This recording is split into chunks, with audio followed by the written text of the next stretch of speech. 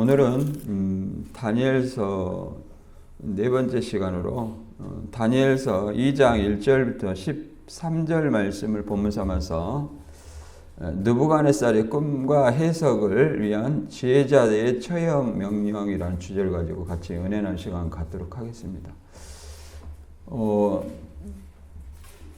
다니엘서는 말 그대로 BC 605년부터 536년 고레스 원년까지 배경을 가지고 있습니다.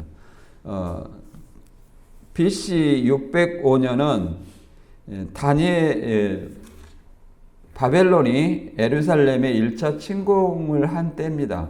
그때 이제 귀족들이 잡혀갔을 때 이제 바벨론과 새 친구가 잡혀갔고, 그들이 이제 일장에서 이제 황실의 섬길 잖아요. 피정복민이 이제 소년들을 3년 동안 교육을 시켜가지고 황실에 이렇게 근무하게 할 그런 어떤 교육을 시키고 합니다. 그것이 이제 3년이죠. 그래서 3년 동안 교육을 시켜서 이제 황실에 발탁을 하게 되는 겁니다. 그래서 이 과정에서 이제 3년 동안 교육 과정에서 1장에서는 이 왕의 진미와 포도주를 통해서 그들에게 제공을 하고 교육받게 했습니다. 그러나 다니엘과 세 친구는 하나님의 율법을 지키기 위해서 왕의 진미와 포도주를 거부하고 신앙의 정절을 지켰다, 이렇게 얘기를 합니다. 그리고 이제 결국은 3년 동안 마치고 황실에 선택된 내용이 이제 1장의 내용이에요. 1장 이제 마지막 부분 보면 하나님이 다니엘에게 꿈과 그 해석하는 어떤 모든 것을 주었더라, 이렇게 얘기합니다. 오늘 2장은 다니엘 2장은 느부갓네살 왕이 꿈을 꾸고 그 꿈과 해석을 바벨론 모든 지혜자, 박사, 술사, 점쟁이 이런 사람들한테 해석을 알게 하라 합니다. 박사들, 바벨론 지혜자들은 뭐라고 하냐면, 꿈을 말해줘야 내가 해석할 것 아니냐, 이렇게 얘기하죠. 꿈을 말해줘야 해석할 거 아니냐. 그런데 이제 바벨론 왕 느부갓네살은 내가 꿈과 그 해석을 알게 하라고 말하지 않았느냐. 이미 명령이 떨어졌으니 다른 핑계를 대는 것은 시간을 끌기 위함이다. 그러므로 너희들은 반드시 이 꿈과 해석을 내 앞에 내놔라. 그래가지고 이제 박사와 술사, 이 지혜자들이 이런 일들은 하나님 외에는 알 자가 없다, 이렇게 얘기를 합니다. 그래서 이제 처형하라, 이런 어떤 내용이 나옵니다. 지혜자를 저는 처형하더라. 그 중에 이제 누구도 있냐면 다니엘과 세 친구도 같이 처형될 위기에 놓인 사건이에요.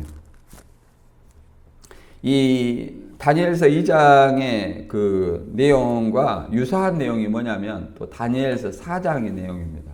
다니엘 4장.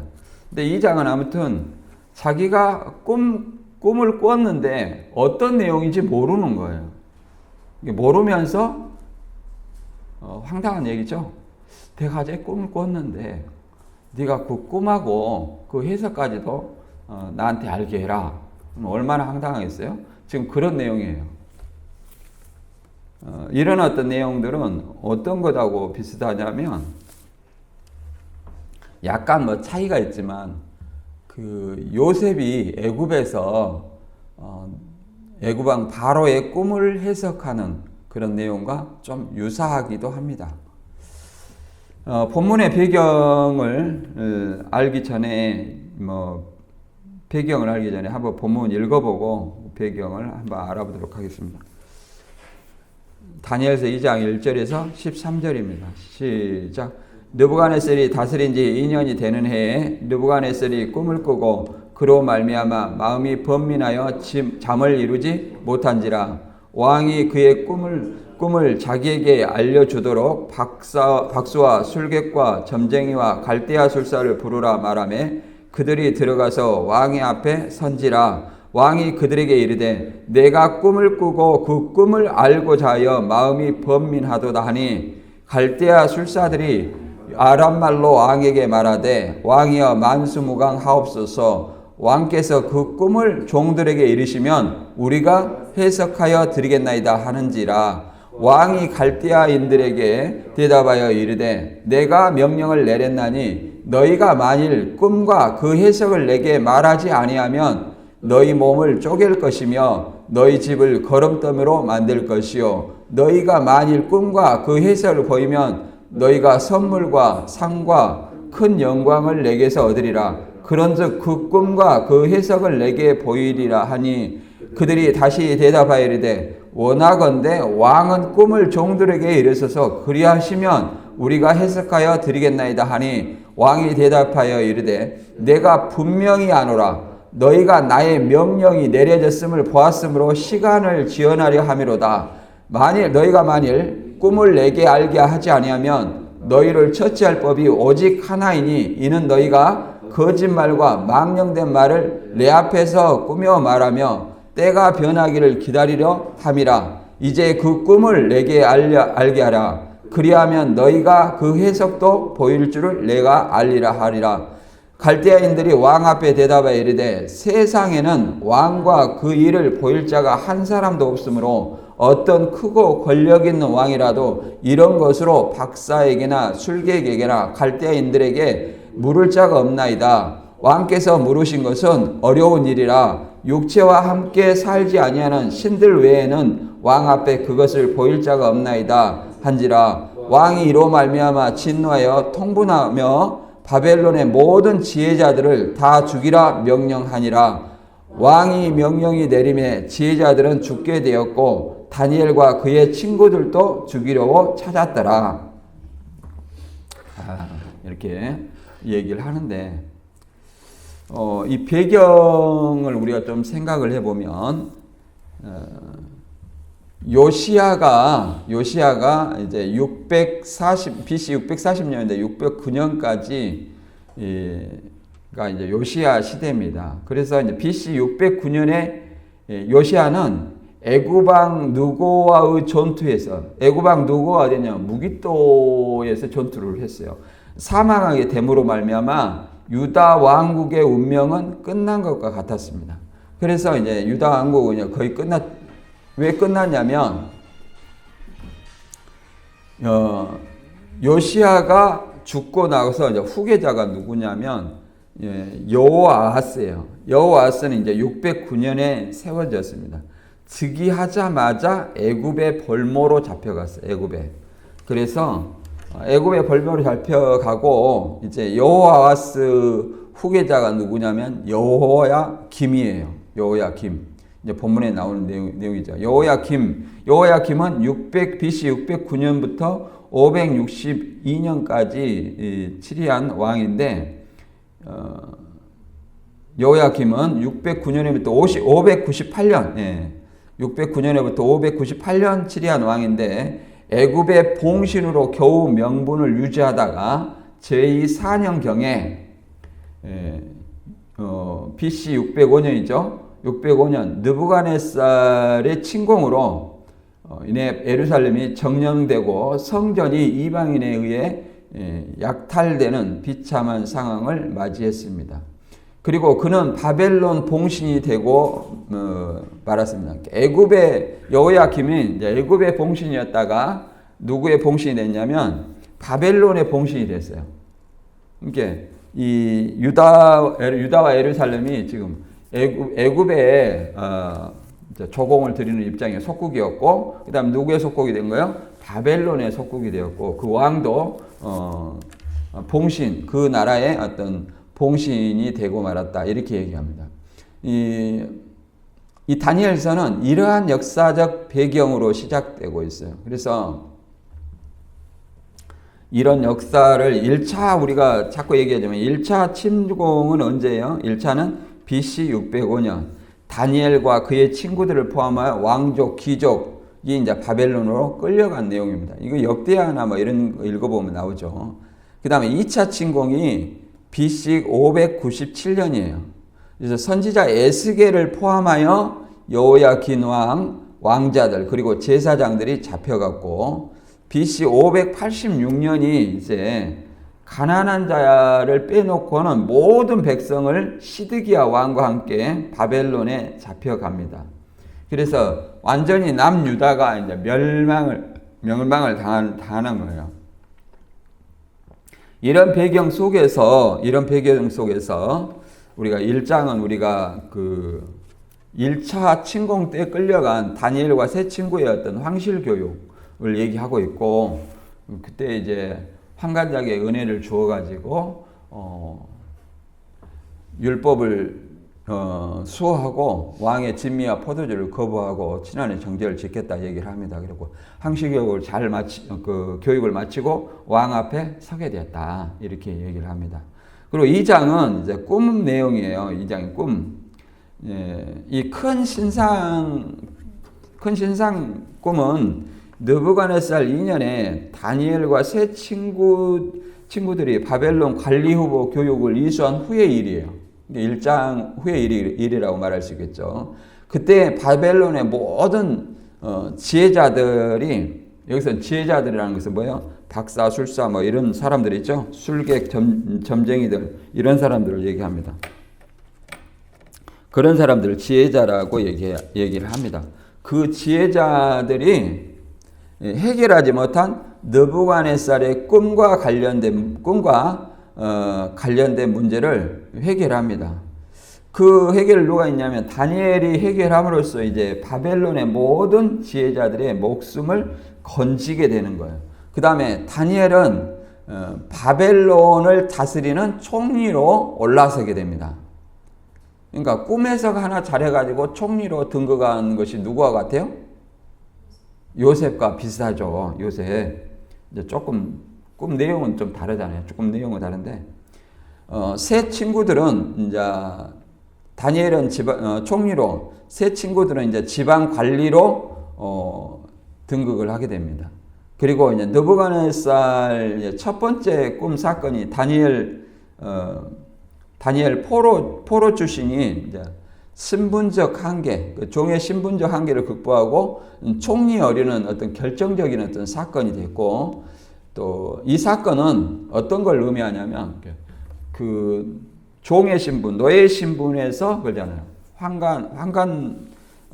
황실에서 종처럼 사는 그 신분에서 노예 신분으로서 이 총리가 되는 그런 직위에 오른 것이고, 또 더 나아가서 이 꿈 해석은 우리 인간이 해결할 수 없는 오직 하나님만이 그것을 해결할 수 있다는 것을 보였고, 또 인간은 그 당시에 느부갓네살 왕과 권력자들이 통치를 하지만 모든 어떤 만물을 주관하시고 통치하시는 분은 하나님이라는 것을 이렇게 드러내는 사건임을 얘기를 합니다.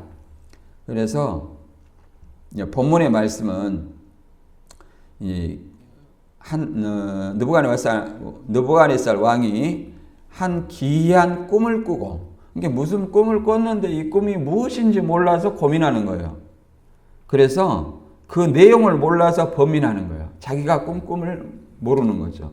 그리고 그 꿈 내용과 해석을 알아내도록 이제 바벨론 지혜자들에게 명령하는 사건입니다. 그래서 이 박수와 술객과 점장이와 마술사, 술사 이들이 전원 처형하도록 명령한 사건이 본문의 내용이에요.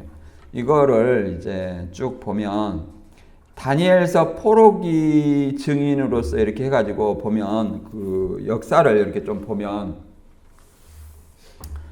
이 역사를 통해서 배경을 다시 한번 살펴보면 다니엘서는 유다 왕국의 몰락과 바벨론 포로기라는 역사적 배경 속에서 시작된다. 이 책은 하나님의 주권과 이스라엘 회복에 대한 계획을 보여주는 중요한 예언서다.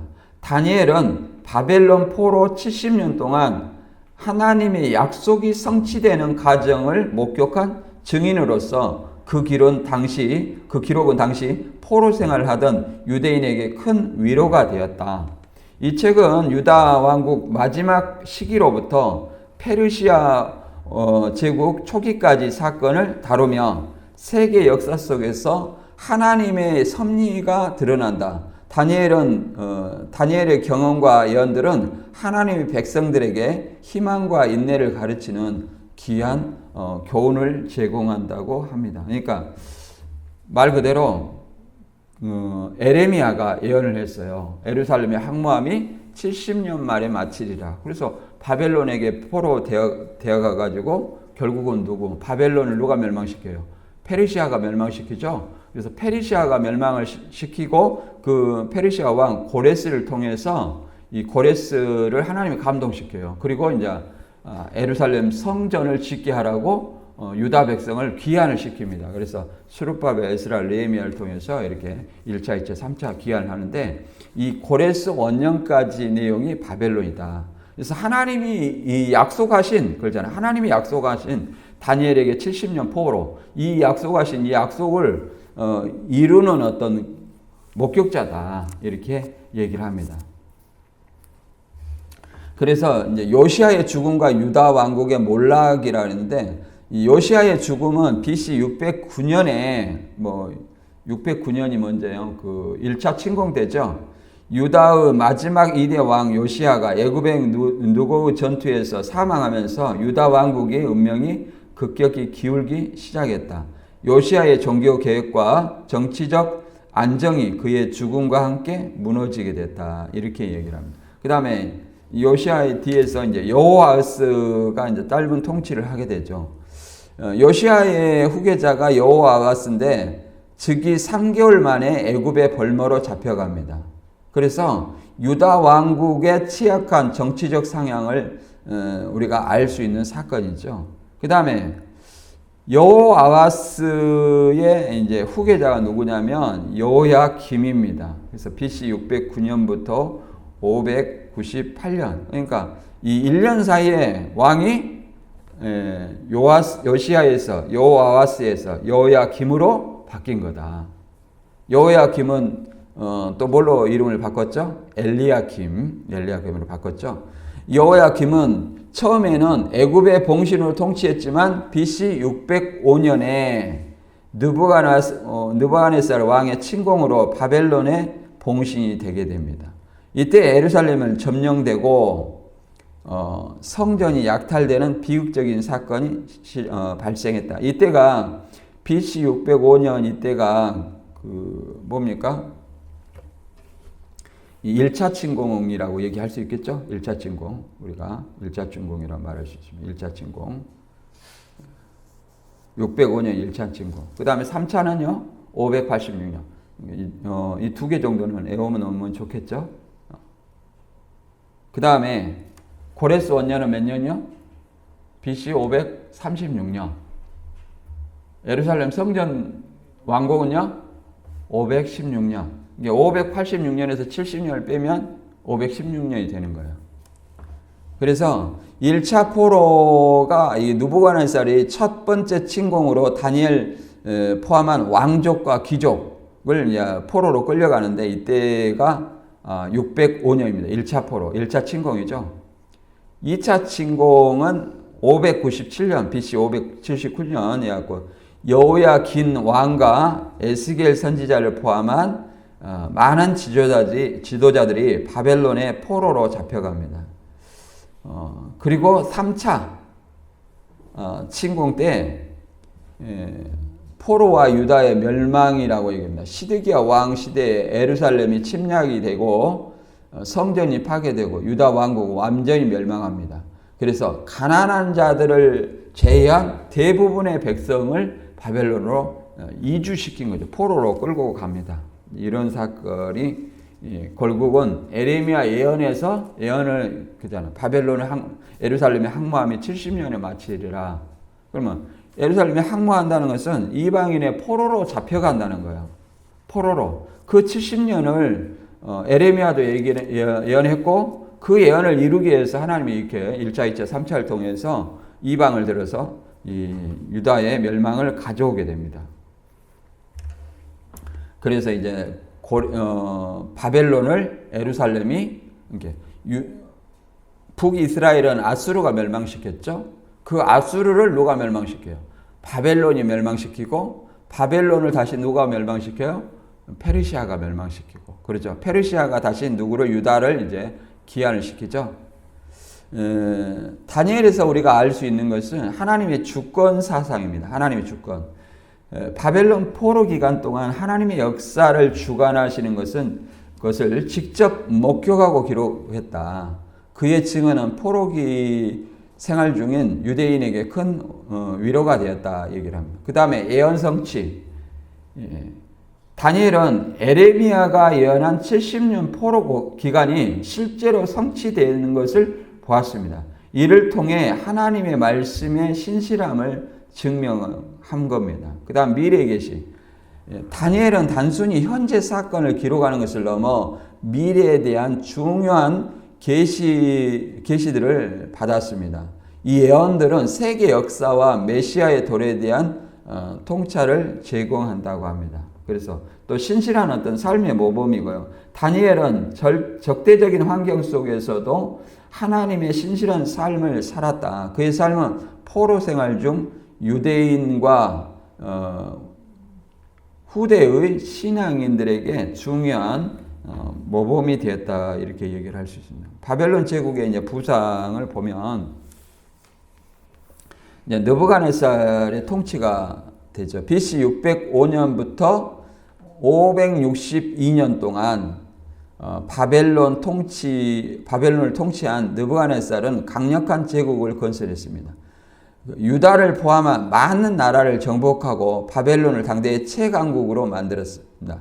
그래서 다니엘서에서 그는 중요한 인물로 등장하여 하나님의 주권을 인정하게 됩니다. 그 다음에 바벨론의 문화와 종교는 뭐냐? 바벨론의 문화와 종교는 고대 근동의 문화와 학문의 중심지였고 점성술, 마술, 다신교 등이 발달했으며 다니엘과 그의 동료들이 직면한 도전이었습니다. 그들은 이러한 환경 속에서도 유일신 여호와 하나님에 대한 믿음을 지켰습니다. 이 문화라는 것은 바벨론을 뭐라고 그래요? 갈대아인이라고 그러죠? 바벨론 사람 갈대아인. 그리고 그들이 쓰는 언어를 뭐라고 그래요? 아람어라고 얘기하죠. 저는 뭐 학교 다니면서 이걸 몰랐어요. 아람어가 뭔지, 라틴어가 뭔지. 누가 얘기하면 그런가 보다. 이거 물어봐. 이거 어느 나라 언어요? 대부분 모르더라고요. 이게 그 번역 성경이나 이런 걸 보면 좀 쉽게 나왔잖아요. 근데 개혁한 것만 대부분 보시나 봐. 그래갖고 모르시는 분 많아요. 근데 이제 이게 또 그걸만 가르치는 교수님들이 있어요. 그분들은 이제 정확히 알죠. 이게 학교 그 교수님들도 전공하지 않는 부분은 잘 모를 수 있어요. 저도 마찬가지로 공부하지 않는 부분은 물어보면 모를 수 있어요. 이게 공부한 분야만 아는 거예요. 공부한 분야만.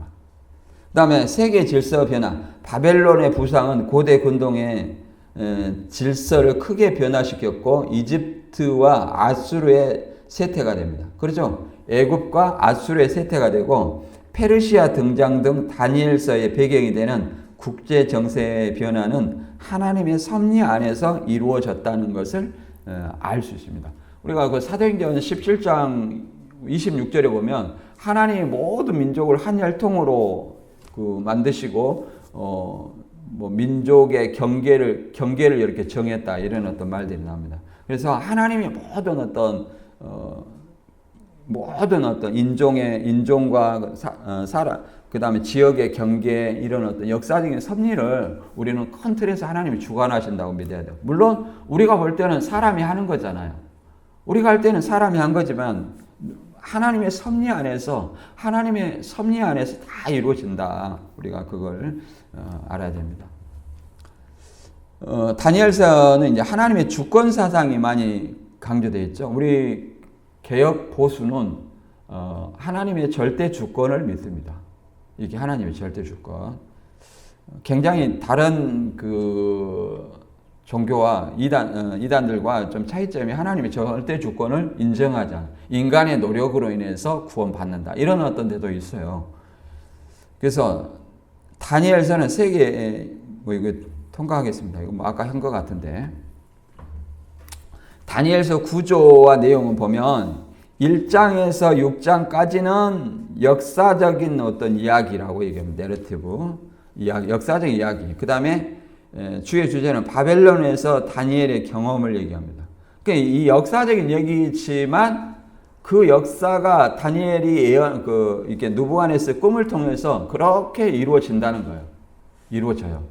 하나님이 누부갓네살 왕을 통해서 보여준 꿈이 물론 다니엘 통해서 해석하게 하지만 그대로 이루어진다는 거예요. 예를 들어서 금신상, 나무의 비유 이런 것들이 그대로 이루어진다. 그 다음에 7장에서 12장까지는 에언젓 환상, 미래의 세계의 제국과 하나님의 왕국, 그 메시아의 도래에 대해서 얘기를 하고 있다고 얘기를 합니다. 크게 이제 두 문장을 얘기하죠. 그 다음에 2장과 7장은 네 왕국의 환상을 이렇게 세계 역사, 2장과 7장이 비슷해요. 이렇게 금신상을 네 부분으로 얘기를 하죠. 네 부분으로 크게 얘기하지만 다니엘서 7장도 네 짐승으로 나와요. 네 짐승. 네 짐승에 그 다음에 곰이 갈빗대 3개를 물어서 7머리를 하고 또 10뿔이 뭐 있다고 하잖아요. 계시록 13장하고 연계되는 어떤 이야기를 합니다. 그 다음에 9장은 70일에 대한 내용. 이것은 그 다니엘서나 계시록을 얘기하는 사람들은 반드시 뭘 얘기해요? 70일에를 얘기해요. 그래 70일에는 490일이에요. 근데 이걸 대부분 뭐 어떻게 해석합니까? 490년으로 해석합니다. 역사적으로. 이것은 이스라엘 미래와 메시아의 도래와 상관이 있다고 얘기를 합니다. 왜 그러냐면 제약이 영속되고 그러잖아요. 제약이 영속되고 제약이 영속되고 이 제약이 없어지는 때가 언제냐? 제약이 없어지는 때. 이 70일에 대해서 얘기하면서 그렇게 얘기를 해요. 그럼 제약이 없어지는 때는 언제? 예수님 초림 때죠. 그걸 통해서 이제 이렇게 맞춰보는 거예요. 그 다음에 3장하고 6장은 신앙의 시험, 박해 속에서의 믿음을 시험하는 겁니다. 그 다음에 통과하고요. 이 바벨론의 이게 2장은 느부갓네살 왕의 꿈 해석. 저는 이런 생각이 들더라고요. 아니 다니엘이 이것이 당신이 꾼 꿈이다 그러면 자기가 꿈이 뭔 꿈인지 몰랐는데 이것이 자기 꿈인지 어떻게 할까? 그런 생각이 갑자기 들어요. 성경에 기록되어 있으니까 내가 그래서 하는데 좀 이상한 생각이죠. 아니 나도 몰라 내 꿈을 잊어버렸어. 누가 꿈해서 당신이 꾼 꿈은 이것이요 그러면 그런가? 이렇게 생각해야 되는 거야? 아무튼 그렇다는 거예요. 성경이니까 우리가 일반적으로 생각했을 때 생각을 한번 해봤습니다. 그런 생각을 해봤어요. 근데 이제 다니엘이 느부갓네살 왕이 이런 꿈을 꿨다고 하니까 실제로 꿨는데 잊어버렸겠죠. 바벨론, 바사, 헬라, 노마, 이렇게 열국 이렇게 나옵니다. 그래서 네 나라 바벨론, 페르시아, 헬라, 노마 이렇게 그 네 나라를 얘기하죠. 그다음 바벨론이 이렇게 제국을 통치한 때에 있었고 페르시아 왕이 뭐예요? 키루스예요. 키루스를 개혁한 거에는 고레스라고 해요, 그죠? 페르시아를 바사라고 얘기하죠. 바사 이렇게 페르시아가 통치를 하죠. 키루스 왕정. 그 다음에 헬라 제국은 누구예요? 자, 헬라는 누가 퍼뜨렸어요? 알렉산더. 그렇죠? 알렉산더가 이렇게 정복을 했죠. 그 다음에 여기는 이집트, 프톨레미 왕조, 셀레우쿠스 왕조 이렇게 또 갈라지죠. 그 다음에 로마로 이렇게 갈라집니다. 로마가 다시 정복을 했죠. 그러니까 그 중심에는 항상 뭐가 있냐면 이스라엘이 있어요. 이스라엘에. 우리는 성경은 이스라엘 중심의 역사예요. 그래서 오늘 본문 읽고 본문은 어려운 거 아니에요. 그냥 내용이 간단해요.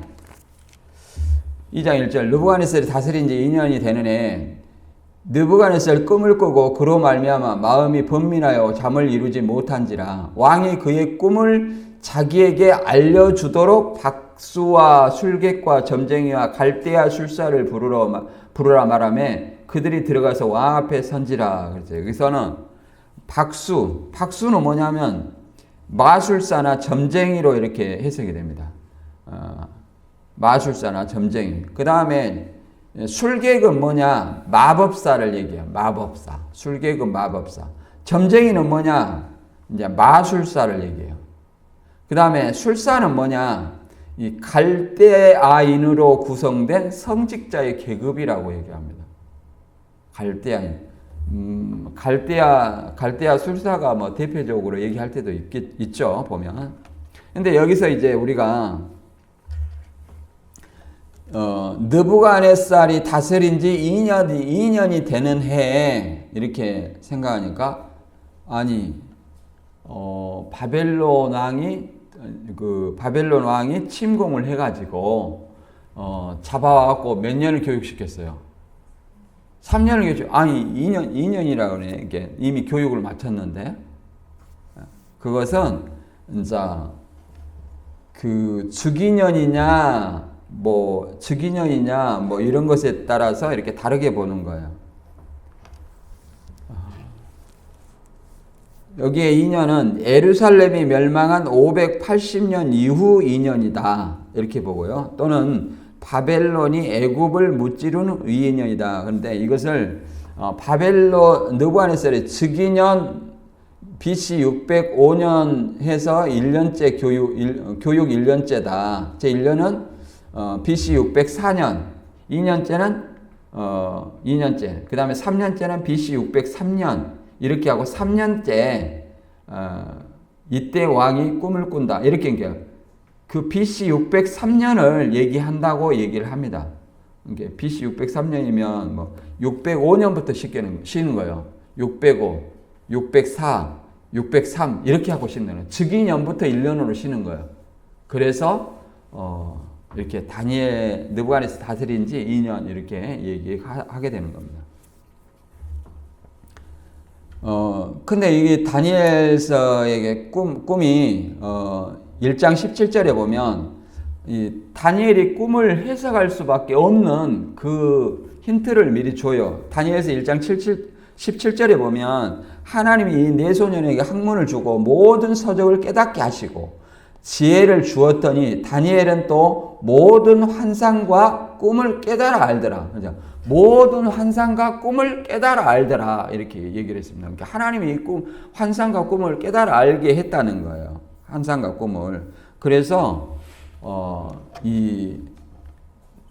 느부갓네살이 꿈을 몰라도 결국은 다니엘이 꿈과 그 해석을 알 수 있게끔 이렇게 미리서 1장 17절에 하나님이 이렇게 주었다 얘기를 합니다. 그렇다면 이런 어떤 그 사건과 느부갓네살 꿈을 꾸고 이제 총리 대신까지 올라갔잖아요. 총리까지 올라갔잖아요. 이 다니엘이. 그런 것처럼 이 창세기 때 요셉도 그러잖아요. 요셉의 그 사건을 통해서 요셉도 꿈풀이를 통해서 어디에 올라갔어요? 애굽의 총리로 올라갔죠. 애굽의 총리로 올라갔어요. 좀 달라요. 거기는 이제 애굽왕 그 바로의 꿈을 꿨어요. 그거는 꿈이 있어요. 근데 여기는 꿈이 있어요, 없어요? 꿈이 없어. 이게 꿈과 꿈 내용과 그 해석도 알려야 되고. 애굽왕 바로가 어떤 꿈을 꿨냐면 여러분들 다 아시겠지만 바로의 꿈은 첫 번째는 살진 소 7마리가 풀을 뜯어먹고 있었는데 파리한 소가 나와서 그 살진 7소를 잡아먹었어요. 굉장히 무서운 꿈이죠. 살찐 소가 이겨야 되는데 파리한 소가 살진 7소를 잡아먹었어요. 그 다음에 또 자다가 또 두 번째 꿈을 꾸니까 어떤 꿈을 꿨냐면 무성한 이삭이 나오더니 잠시 후에 파리한 이삭이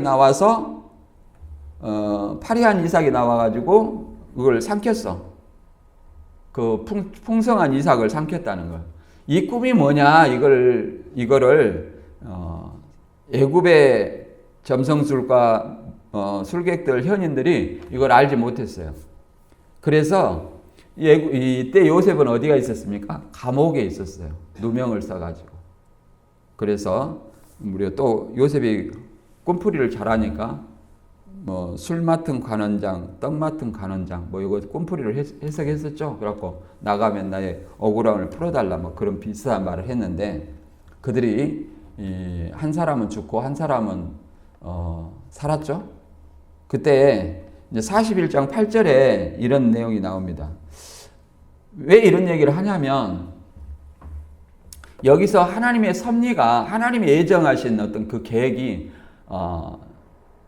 잘 드러나 있어요. 잘 드러나 있어요. 우리 예정론 하면 우리는 하나님이 예정한 것을 우리가 어찌 알 수 있겠습니까? 그러나 여기에 보면 창세기 보면 잘 나와 있어요. 아침에 그의 마음이 번민하여 사람을 보내어 애굽의 점술가와 현인들을 모두 불러 그들에게 그의 꿈을 말하였으나 그것을 바로에게 해석하는 자가 없었더라. 이렇게 얘기를 합니다. 여기서는 이제 바로가 꿈을 얘기했어요. 이 두 가지 꿈을. 근데 해석하는 사람이 있어요? 없어요? 없어요. 그래서 45절에 창세기 45장 5절에 당신들이 나를 이곳에 이제 꿈을 해석해가지고 총리로 되게 됩니다. 이 꿈의 해석은 뭐냐면 살진 소나 충실한 이삭은 7년 풍년이에요. 뭐 다 알겠지만 그 다음에 파리한 소와 파리한 이삭은 뭐냐면 7년 흉년이에요.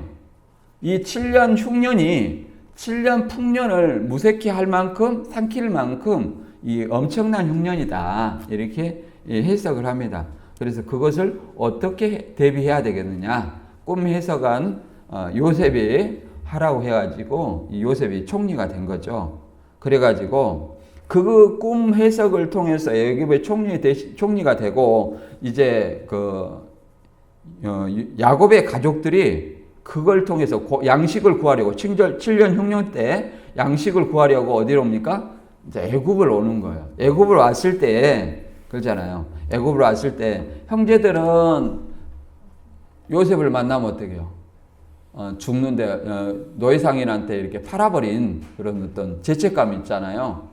근데 이 요셉만이 그것이 당신의 가족들의 생명을 구원하기 위해서 나를 먼저 보냈다는 것을 알게 해줍니다. 사실 원수잖아요, 원수. 그런데 그렇게 얘기합니다. 창세기 45장 5절에 보면 이렇게 얘기합니다. 당신들이 나를 이곳에 팔았다고 해서 근심하지 마소서, 한탄하지 마소서. 하나님의 생명을 구원하시려고 나를 당신들보다 먼저 보내셨나이다. 이 땅에 2년 동안 흉년이 들었으나 아직 5년은 밭갈이도 못하고 추수도 못할지라 그러죠. 2년 흉년 때 이제 곡식 구하러 온 거죠. 아직 5년이 더 남았다. 7년 흉년이죠. 이렇게 얘기를 합니다. 그리고 하나님이 그잖아요. 그 이스라엘 가족의 생명을 구원하려고 요셉을 먼저 보냈다는 거예요. 근데 이것을 그잖아요. 하나님이 보낸 걸로 누가 인정을 하겠습니까? 형제들이 싸움에 이렇게 시기 질투해서 요셉을 미디안 상인한테 팔았잖아요. 그 미디안 상인이 결국 애굽에다 팔아가지고 종살이하고 그리고 꿈풀이를 해서 애굽 총리 대신이 되는 겁니다. 이걸 요셉은 어떻게 이해를 했느냐? 하나님이 생명을 살리려고 나를 먼저 보냈다. 이렇게 얘기합니다. 그래서 7절에 보면 하나님이 큰 구원으로 당신들의 생명을 보존하고 당신들의 후손을 세상에 두시려고 나를 당신들보다 먼저 보내셨나니 그런즉 나를 이리로 보낸 이는 당신들이 아니요 하나님이신지라. 하나님이 나를 바로에게 아버지로 삼으시고 그의 온 집에 주로 삼으시며 애굽 온 땅의 통치자로 삼으셨나이다. 이렇게 고백을 합니다. 그러므로 말 그대로 하나님의 그 계획하신 예정이 그러잖아요. 가나안 땅을 주겠다는 그 약속을 이루기 위해서 하나님이 이렇게 이루어주셨다는 거예요. 하나님의 이게 예정입니다. 이게 예정이에요. 그럼 이제 이 꿈풀이에 대해서 오늘날에는 우리는 그 꿈을 믿어야 되냐 안 믿어야 되냐 이런 어떤 문제가 있어요. 오늘날에 그 하나님의 뭐 직통계시 받았다 가끔 이런 사람도 있고, 그다음에 내가 꿈을 꾸었는데 하나님이 꿈을 줬다는 거예요. 성경 읽어보니까 뭐 꿈 얘기도 많이 하잖아요. 구약에 보면. 근데 이렇게 꿈 얘기를 한 사람이 있어요. 하나님이 이렇게 꿈을 줬다. 근데 예레미야 29장 8절에는 이렇게 말합니다. 만군의 여호와 이스라엘 하나님께서 이와 같이 말하노라. 너희 중에 있는 선지자들에게와 점쟁이에게 미혹되지 말며 너희가 꾼 꿈도 고지 듣고 믿지 말라. 그러잖아요. 꿈을 믿지 말라 이렇게 얘기합니다. 꿈은 하나의 허상이라는 거예요. 허상. 꿈에 내가 아무리 먹었다 할지라도 자고 일어나면 배불러요 안 불러요? 배가 안 불러요. 꿈에 먹은 것은. 그래서 그 하나의 꿈은 허상이라 하기 때문에 이것에 미혹되지 말라. 점술가, 점치는 자 이런 사람들한테도 미혹되지 말라. 그 예수 팔아가지고 점치는 사람들 참 많아요. 뭐 예언한다고 하면서 그런 사람들에게 속지 말라 이렇게 얘기합니다. 그다음에 느부갓네살이 이제 꿈과 그 해석을 갈대아 술사들에게 해석하라고 합니다. 그리고 갈대아 술사들이 꿈을 알려주면 해석하겠다. 자꾸 얘기를 합니다. 이걸 반복 얘기하죠. 왕이 그들에게 이르되 내가 꿈을 꾸고 그 꿈을 알고자 하여 마음이 번민하도다니 갈대아 술사들이 아람 말로 왕에게 말하되 왕이여 만수무강하옵소서. 왕께서 그 꿈을 종들에게 이르시면 우리가 해석하여 드리겠나이다 하는지라. 그죠?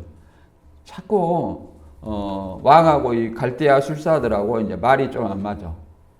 왕은 자꾸 내가 꿈이 뭔지 모르겠다니까. 그러니까 꿈하고 그 해석을 나한테 얘기해줘. 그러니까 이 갈대아 술사들은 아니 꿈 얘기를 해달라니까요. 그러면 우리가 해석한다니까요.